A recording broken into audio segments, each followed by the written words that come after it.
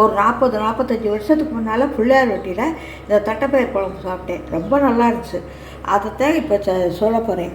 இது வந்து தட்டைப்பயிரை முதல்ல வறுத்துட்டு தண்ணி ஊற்றி கழுவி அதோட 1 ஸ்பூன் துவரம்பருப்பு போட்டு இதை குக்கரில் வேக வச்சுருவோம் உப்பு போட்டு. இதில் 2 கிளாஸ் தண்ணி ஊற்றி கொஞ்சம் உப்பு போட்டு வேக வச்சுருவோம். இதில் 1 ஸ்பூன் உப்பும் 2 டம்ளர் தண்ணியும் ஊற்றி இப்போ அம்மா வேக வைக்கிறாங்க. எங்கள் அம்மா தான் பண்ணுறாங்க இன்றைக்கி. தட்டைப்பயிரை வந்து நல்லா வறுத்து வாசனை வர வரைக்கும் நல்லா வறுத்து அதை நல்லா 1 ஸ்பூன் துவரம்பருப்பும் போட்டு அதை வந்து நல்லா கழுவிட்டு இப்போ குக்கரில் போட்டு உப்பும் தண்ணியும் போட்டு இதை அந்த தட்டைப்பயிரையும் துவரம்பருப்பும் சேர்த்து வேக வச்சிடுறாங்க. இது வந்து தட்டைப்பயிரோட துவரம்பருப்பு போட்டுருக்காங்க. இதோடய வெங்காயம் தக்காளியும் போட்டுருவாங்க. இதோட வெங்காயம் நல்ல பெரிய வெங்காயம் தான், 1 வெங்காயம், தக்காளி ஒரு 3 தக்காளி கிட்ட போட்டு வேற என்னமா போடணும்? இதில் லேசாக மஞ்சத்தூள், மிளகாத்தூள் வேணுமாம்மா? மிளகாத்தூள் வெந்ததுக்கப்புறம் போடுவேன். மிளகாத்தூள் வந்து வெந்ததுக்கப்புறம் போடணுமா? இப்போ இதை நல்லா ஒரு 5-6 சவுண்டு விட்டு வேக வச்சிடலாம். தட்டைப்பயிறு, துவரம்பருப்பு, தக்காளி, வெங்காயம், உப்பு இதெல்லாம் சேர்த்து நல்லா வேக வச்சுட்டாங்க.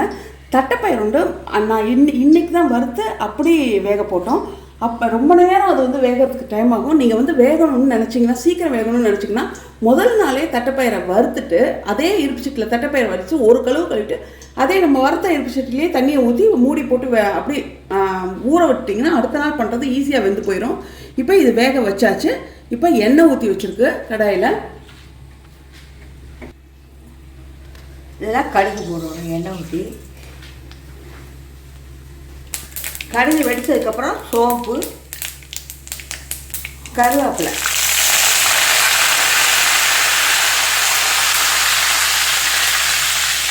இதை போட்டு குழம்பு ஊற்றிடுவோம். இதை கொஞ்சம்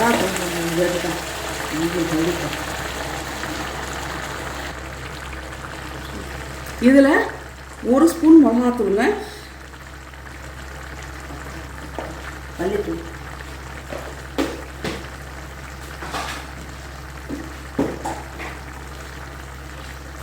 ஒரு ஸ்பூன் மல்லித்தூள், ரெண்டையும் இந்த வேக வச்சதில் 1 ஸ்பூன் மிளகாத்தூள், 1 ஸ்பூன் மல்லித்தூள். இப்போ பச்சையாக பூண்டு நச்சுட்டு தோல் உரிச்சு நச்சு வச்சுருக்கு. பச்சையாக பூண்டு ஒரு 6 பல் நச்சு வச்சு இப்போ போட்டாச்சு. இது வந்து இதில் வந்து இவ்வளோ தான் குழம்பு வந்து ரொம்ப வேலையே இருக்காது. உங்களுக்கு டக்குன்னு முடிச்சிடலாம். முதல் நாளே ஊற வச்சிட்டிங்கன்னா. இது தண்ணி குழம்பு, அதனால் ஓரளவுக்கு நல்லா தண்ணி ஊற்றிக்கலாம்.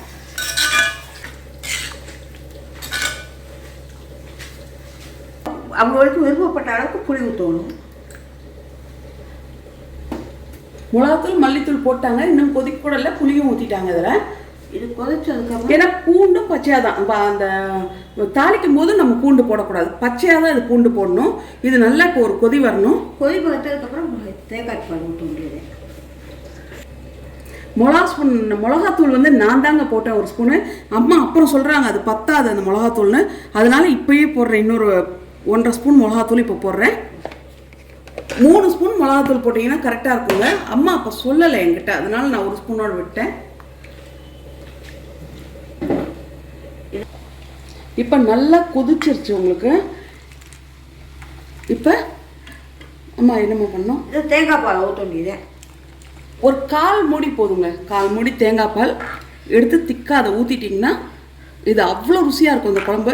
இது வந்து நீங்கள் சாதத்துக்கு மட்டும் இல்லைங்க, தோசைக்கு நைட்டு வச்சுக்கிட்டு சாப்பிட்டிங்கனாலும் அவ்வளோ ருசியாக இருக்கும் இந்த குழம்பு. இது வந்து ஒரு 45 வருஷத்துக்கு முன்னாடி அம்மா வந்து பிள்ளையார்பட்டி கோவிலில் இந்த மாதிரி சாப்பிட்ருக்காங்க. ஆனால் அதில் வந்து பூண்டு போட மாட்டாங்களாங்க. பிள்ளையார்பட்டி கோவிலில் பூண்டு போட மாட்டாங்க, நார்மலாக பண்ணுவாங்க. நாங்கள் பூண்டு போட்டு தான் பண்ணுவோம், ஏன்னா அது ஒரு நல்ல ஃப்ளேவராக இருக்கும். இப்போ இது ஒரு நல்லா கொதி வந்தோடனே இறக்கிடணும். முதல் வந்து தேங்காய் பால் ஊற்றுறதுக்கு முன்னாடி நல்லா கொதிக்கணுங்க. ஏன்னா நம்ம வந்து மிளகாத்தூளும் மல்லித்தூளும் வந்து அப்படி மேலாக தான் பச்சையாக தான் போடுறோம். அதனால நல்லா கொதிச்சா தான் அந்த என்னமோ அந்த வாசனை போகும்.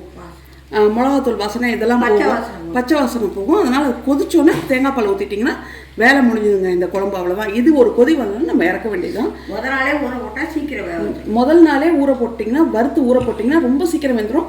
இல்லை அடுத்த நாள் கூட பண்ணிக்கலாம், உங்களுக்கு ஒன்றும் கஷ்டம் இல்லை. உங்களுக்கு வேலை எதுவும் இல்லை ரொம்ப அப்படின்னா அதை அந்த நேரத்தில் வறுத்து தண்ணியை ஊற்றி குக்கரில் போட்டு நல்லா தண்ணி ஊற்றி ஒரு கழுவிட்டு அப்புறம் இன்னொரு வாட்டி தண்ணி ஊற்றி குக்கரில் போட்டுடணும். ஒரு ஸ்பூன் துவரம்பருப்பு போட்டு நீங்கள் வந்து அப்படி வேக வச்சிங்கன்னா ஒரு 10 சவுண்டுக்கு மேலே விடணும். அப்போ தான் வந்து உங்களுக்கு வேகும். ஆனால் வந்து முதல் நாளே ஊற வச்சிங்கன்னா ஒரு 4 சவுண்டில் உங்களுக்கு வெந்துடும். இது நல்லா கொதிச்சிருச்சுங்க. இப்போ இதை ஆஃப் பண்ணிடலாம். இந்த இருப்பு சட்டி உங்களுக்கு தெரியும், ஏற்கனவே நான் சொல்லியிருக்கேன், இண்டஸ் வேல்யூ அந்த இதுலேருந்து வந்த இருப்பு சட்டி தான் இது. என்னென்னா வந்து நீங்கள் இது விளக்கணுன்னு அது ஒன்று சொல்லாமல் விட்டேன் நான். அந்த இருப்பு சட்டி விளக்கணுன்னு லைட்டாக எண்ணெய் தடவி வைக்கணும். எண்ணெய் தடவி வச்சா தான் உங்களுக்கு இருப்பு சட்டி அப்படியே இருக்கும், இல்லைன்னா ஒரு மாதிரி அந்த கலர் மாறும். அதனால் எண்ணெய் தடவி வச்சிட்டிங்கன்னா நல்லாயிருக்கும் இருப்பு சட்டி. இது பாருங்க, அசையவே இல்லைங்க. என்னோடய பாத்திரம் போட்டால் கூட அசையும். இது வந்து என்னோட இருப்பு சட்டியே வெயிட்டாக தான் இருக்கும், ஆனால் அதுவே வந்து கிண்டும் போது அசையும். இது சுத்தமாக அசையலைங்க. இது